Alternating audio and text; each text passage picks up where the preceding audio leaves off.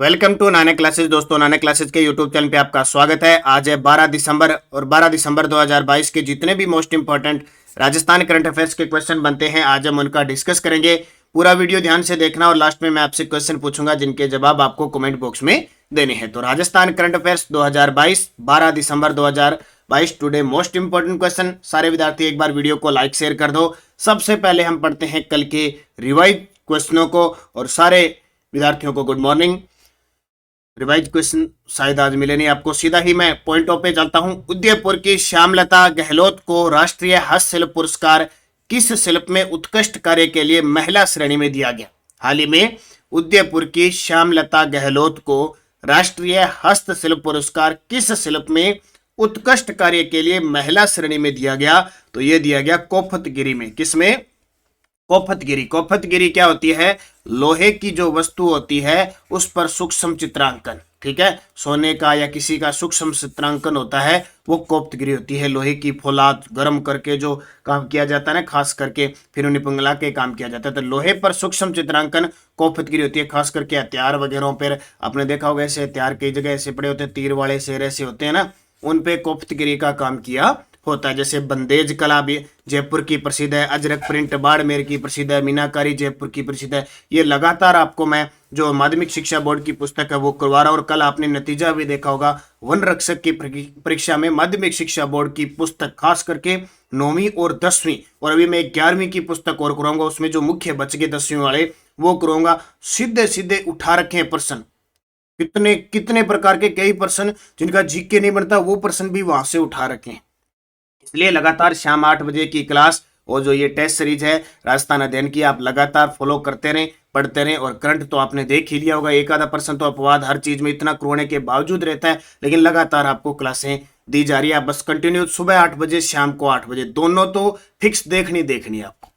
उदयपुर की श्यामलता गहलोत को राष्ट्रीय हस्तशिल्प पुरस्कार से सम्मानित किया गया। पॉइंट नोट कर लेना, श्यामलता गहलोत कांकी उदयपुर की कौन सी कला? कोफतगिरी, ठीक है। नई दिल्ली में आयोजित समारोह में केंद्रीय मंत्री पीयूष गोयल व कपड़ा सचिव रचना शाह द्वारा उन्हें 1 लाख ताम्रपत्र व प्रमाण पत्र प्रदान किया गया। उन्हें यह पुरस्कार कोफतगिरी शिल्प में उत्कृष्ट कार्यों के लिए महिला श्रेणी में दिया गया। अब इनका ये किसकी शिल्पकार है? कोफतगिरी की। ये प्रश्न बन गया श्यामलता गहलोत का, तो इसको अच्छे तरीके से पढ़ना। दूसरा प्रश्न, जोधपुर स्थित बीएसएफ राजस्थान फ्रंटियर के नए आईजी नियुक्त किए गए हैं। जोधपुर स्थित जो बीएसएफ राजस्थान फ्रंटियर है उसके नए आईजी को नियुक्त किए गए हैं, तो पुनीत रस्तोगी। किनको नियुक्त किया गया? पुनीत रस्तोगी। तो ये आपके सामने है पुनीत रस्तोगी। आनंद श्रीवास्तव जयपुर पुलिस कमिश्नर है। रविदत्त गौड़ जोधपुर पुलिस कमिश्नर है। और उमेश मिश्रा वर्तमान में राजस्थान के 35वें पुलिस महानिदेशक है। इनको याद रखना, थोड़ी थोड़ी चीजें ही याद रखना, लेकिन आपके दिमाग में करंट बैठना चाहिए, ठीक है, हर एक चीज पता होना चाहिए। तो जोधपुर बीएसएफ राजस्थान फ्रंटियर के आईजी वरिष्ठ आईपीएस अफसर पुनीत रस्तोगी को नियुक्त किया गया। इतनी चीजें याद रखें, क्योंकि एग्जामिनर किसी भी प्रकार का क्वेश्चन एग्जाम में टपका सकता है। इस प्रकार के क्वेश्चन कल वन रक्षक में अपने 2-3 देखें जिनका कोई मतलब नहीं होता, फिर भी बस बात यह है कि इतनी ज्यादा भीड़ है, इस भीड़ को कम करने के लिए जो एग्जामिनर है वो किस प्रकार की भी झार लगा सकता है। और झार वो लगाएगा, छोटी से बारीक झार लगाएगा, एक उधर से फंसाने से भीड़ को कम करने के लिए। तीसरा प्रश्न, अंतर्राष्ट्रीय मानवाधिकार दिवस पर कब बनाया जाता है? 10 दिसंबर को। राजस्थान की किस प्रसिद्ध महिला को जेनेवा में, जो स्विट्जरलैंड की राजधानी जेनेवा शहर है, में global youth human rights champion award प्रदान किया गया? अंतर्राष्ट्रीय मानवाधिकार दिवस पर राजस्थान की किस प्रसिद्ध महिला को जेनेवा में global youth human rights championship award प्रदान किया गया? डॉक्टर कीर्ति भारती को। ये सामने आपकी डॉक्टर कीर्ति भारती जोधपुर के हैं। तो 10 दिसंबर अंतर्राष्ट्रीय मानवाधिकार दिवस पर जोधपुर की डॉक्टर कीर्ति भारती को Geneva centre for human rights ने global youth human rights champion award प्रदान किया। तो इंपॉर्टेंट बनेगा, जब जिनेवा शहर के अंदर सेंटर फॉर ह्यूमन राइट्स यानी मानवाधिकार ने global youth human rights champion award प्रदान किया है। अंतर्राष्ट्रीय मानवाधिकार दिवस पर Geneva centre for human rights and global dialogue में प्रोग्राम विश्व भर से 3 एक्टिविस्ट को इस अवार्ड की घोषणा की, जिसमें भारत से एकमात्र child marriage activist doctor Bharti को अवार्ड दिया गया। पहली बार किसी भारतीय एक्टिविस्ट को यह अवार्ड मिला है। भारती ने विश्व स्तर पर बाल विवाह की कुप्रथा को मिटाने का आह्वान किया है? तो बस याद रखना, जोधपुर की डॉक्टर कीर्ति भारती। कौन सा award? Centre for human rights ने दिया है। कौन सा? Global youth human rights champion award. और ये हमारी जो पीडीएफ है जनवरी से दिसंबर 2022 की इंडिया करंट अफेयर्स की है, ये कहाँ काम आएगी? ये एसएससी जीडी में, सीएटी में, एलडीसी में, एसआई बैंक, एसएससी सीजीएल, जहां भी इंडिया करंट अफेयर्स का बोलबाला होता है, वहां वीडियो के डिस्क्रिप्शन में लिंक है। महज 50 रुपए में आप इसे ले सकते हो। लिंक से आपके 50 रुपए करने के बाद डाउनलोड का ऑप्शन आएगा, तुरंत आप वहां से लीजिए। चौथा प्रश्न देखो, स्वतंत्र भारत के प्रथम भारतीय गवर्नर जनरल भारत रत्न चक्रवर्ती राजगोपालाचार्य की किस जयंती पर राजस्थान चैंबर ऑफ कॉमर्स ने पोस्टर विमोचन किया? अब ये हमारे देश के स्वतंत्रता के बाद प्रथम भारतीय गवर्नर जनरल थे। अपने अंतिम पढ़ते हैं माउंटबेटन, पढ़ते हैं ना। उसके बाद जैसे भारत आजाद हुआ 1947 को, उसके बाद में 1948 से लेकर 1950 तक ये हमारे भारत के गवर्नर जनरल रहे थे। उसके बाद में पद समाप्त हो गए, राज्यों में राज्यपाल, और उसके बाद में क्या बन गए? प्रधानमंत्री, राष्ट्रपति बन गए। तो ये अंतिम थे और इन्हें 1954 में भारत रत्न भी मिला था, ये भी याद रखना। इसलिए जिसको भारत रत्न मिल जाता है, क्योंकि भारत का सबसे बड़ा सर्वोच्च पुरस्कार है भारत रत्न। तो स्वतंत्र भारत के प्रथम भारतीय गवर्नर जनरल भारत रत्न चक्रवर्ती राजगोपालाचार्य की किस जयंती पर राजस्थान चैंबर ऑफ कॉमर्स ने पोस्टर का विमोचन किया? 144वीं। अब ये प्रश्न ऐसे एग्जामिनर पूछ रहे हैं सीधे सीधे, कौन सी 144? अगले आज और कल में मैं आपको वन रक्षक में आए हुए प्रश्न कराऊंगा, तब आपको पता लग जाएगा। तो राजगोपालाचार्य की जयंती पर पोस्टर का हुआ विमोचन 144वीं। कौन सी? 144वीं। कब भारत रत्न मिला? 1954 में। जब 1954 में भारत रत्न की शुरुआत हुई तब भी मिल गया ये हमारे देश के दूसरे राष्ट्रपति और प्रथम उपराष्ट्रपति डॉक्टर सर्वपल्ली राधाकृष्णन के साथ। स्वतंत्र भारत के प्रथम भारतीय गवर्नर जनरल भारत रत्न चक्रवर्ती राजगोपालाचारी के, इनको राजा जी भी कहते हैं, 144वीं जयंती पर राजस्थान चैंबर ऑफ कॉमर्स के नवनिर्वाचित अध्यक्ष डॉक्टर केएल जैन ने पोस्टर का विमोचन किया। तो ये अपने आप में राजस्थान के संदर्भ में इनकी जयंती 144वीं इंपॉर्टेंट बन जाती है। गुरु गोलवलकर जन भागीदारी विकास योजना का नाम बदलकर क्या रखा गया? अब ये प्रश्न देखो पुराना है, 2020 का। अब ये मैं समझ लो सारा करंट ही पुराना पढ़ने लग जाए। करंट पढ़ना है सारा 2022 का, क्योंकि जनवरी से भी क्वेश्चन पूछा जा रहा है, मई से भी पूछा जा रहा है, अगस्त से भी पूछा जा रहा है। जितनी भी योजनाएं हमारी है ना, और मैं आपको बार बार आपको योजनाएं करवा रहा हूं, आप लगा लेना राजस्थान की योजनाएं बाई नानक क्लासेस। कम से कम 10 से 20 बार मैं करवा चुका हूं। कभी हाईकोर्ट का पेपर आ गया, कभी वन रक्षक का पेपर आ गया, कभी रीट का पेपर आ गया। इतनी बार मैंने करवाई, और पूरा वीडियो देखना, ये सारी की सारी योजनाएं जितनी भी है सब डाली हुई है। तो गुरु गोलवलकर जन भागीदारी विकास योजना का नाम बदलकर क्या रख दिया? महात्मा गांधी जन भागीदारी योजना रख दिया। पहले सीधा ये ग्रामीण जन भागीदारी योजना था, फिर गुरु गोलवलकर जन भागीदारी योजना हो गया, अब हो चुका है महात्मा गांधी जन भागीदारी योजना। 2020 में किया था। ये योजना का प्रश्न है और मैं बहुत बार इस क्वेश्चन को करवा चुका हूं। तो राजस्थान में ग्रामीण क्षेत्रों में सामुदायिक भागीदारी से विकास कार्यों के लिए लागू गुरु गोलवलकर जन भागीदारी विकास योजना का नाम परिवर्तित करने का निर्णय किया गया। अब इसका नाम महात्मा गांधी जन भागीदारी विकास योजना होगा। ऐसे का ऐसा मेरा पहले करवाया आपको योजना में। इसलिए आप निरंतर हमारी जितनी भी पीछे की क्लास है लगाओ। राजस्थान के पुरस्कार बाई नानक क्लासेज, राजस्थान के खेल प्रदर्शन बाई नानक क्लासेज, कोई भी टॉपिक करंट का देखना है आपको मिल जाएगा। बूस्टर डोज देखो, राज्य के ग्रामीण क्षेत्रों में विकास, रोजगार सृजन और सामुदायिक परिसंपत्तियों के निर्माण में स्थानीय समुदाय की भागीदारी सुनिश्चित करने के लिए क्या कह रहा है?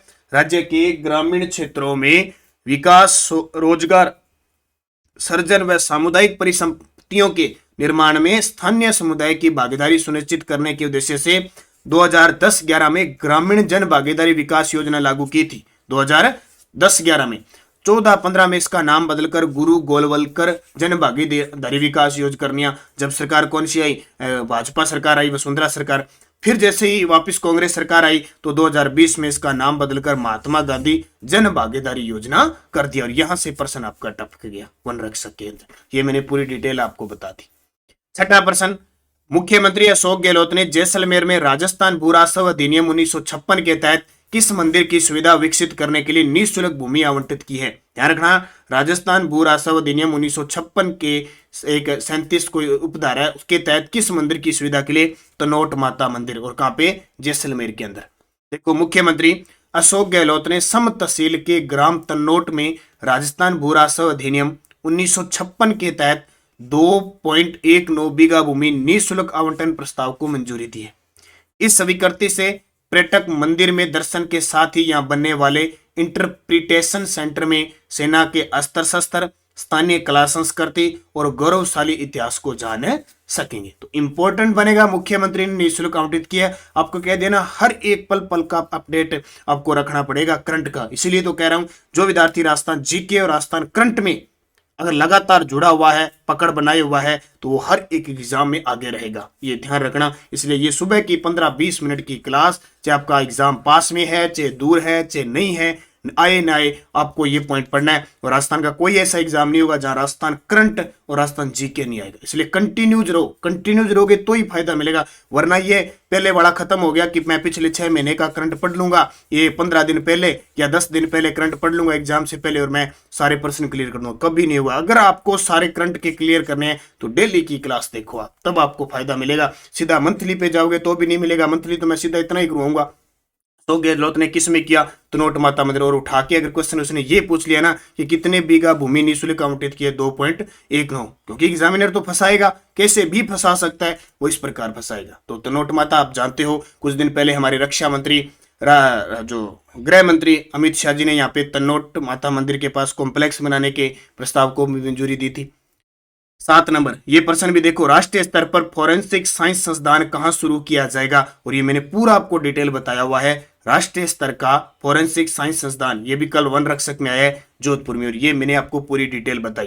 राष्ट्रीय फोरेंसिक संस्थान विज्ञान विश्वविद्यालय तथा Sardar Patel university of police security and criminal justice द्वारा संयुक्त रूप से जोधपुर में फोरेंसिक संस्थान खोला जाएगा। ऐसे का ऐसा ही मेरा क्रय वापिस मैंने यहाँ तथ्य डाल दिया। इसके लिए राज्य सरकार द्वारा सरदार पटेल यूनिवर्सिटी और पुलिस परिसर में 15 एकड़ भूमि आवंटित की गई है। तो दोबारा फिर ये रिपीट हो सकती है। और मैंने जो आपको क्लास करवाई थी, कौन सी, जो 3 घंटे से ऊपर की थी, महामैराथन कल परसों सेकंड ग्रेड के लिए, उसमें से दोनों पारियों से 10 प्रश्न पूछे गए। तो सेकंड ग्रेड की विद्यार्थी खास करके उस क्लास को अच्छे तरीके से देख के जाना। 8 नंबर प्रश्न ये भी आया था, विश्व युवा दिवस पर राजस्थान सरकार ने किसे स्किल एम्बेसडर अवार्ड 2022 से? इतना करंट कराने के बावजूद ऐसे प्रश्न बच जाते हैं। विश्व युवा दिवस जो 12 अगस्त को मनाया जाता है, ध्यान रखना, राष्ट्रीय युवा दिवस 12 जनवरी को, विश्व युवा दिवस 12 अगस्त को। राजस्थान सरकार ने किसे स्किल एम्बेसडर अवार्ड 2022 से सम्मानित किया? ये भी कल 1 रक्षक में आया था। तो ये अशोक यादव को, ये देखिए अशोक यादव को यहाँ सम्मानित किया गया। हमारे स्किल कौशल जो मंत्री है अशोक चांदना, ये राजीविका की ब्रांड एम्बेसडर रूमा देवी है, और ये हमारी मुख्य सचिव है।